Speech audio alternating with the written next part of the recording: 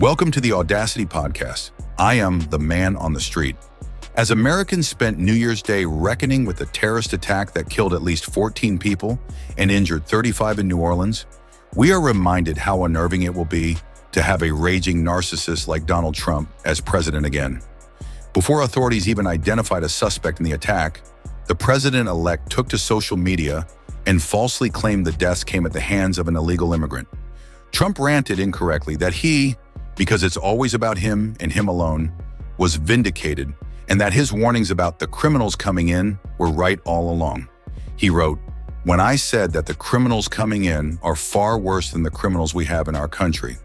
That statement was constantly refuted by Democrats and the fake news media.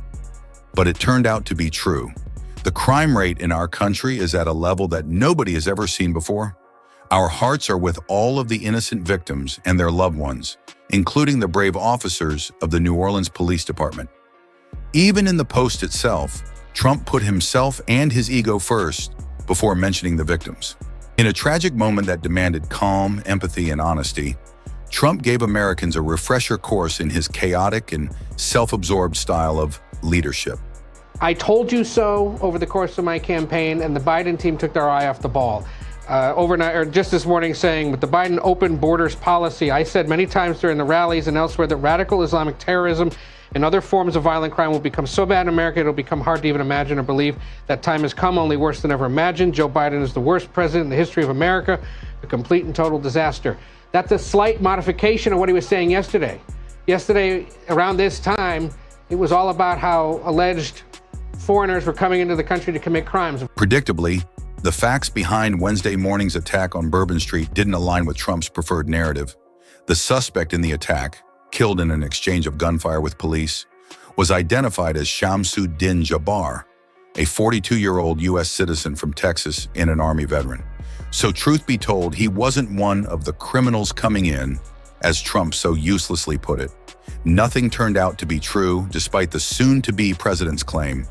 And for the millionth time, the crime rate in this country is nowhere near a level that nobody has ever seen before.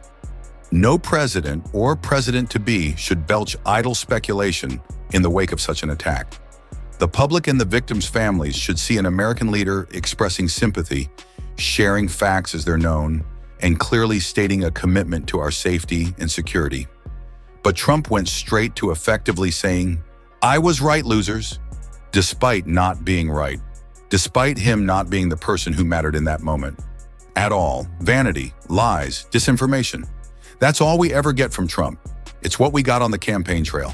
It's what we get now, during his time as president-elect, even though there's no reason for him to still pander to his fiercely anti-immigrant base.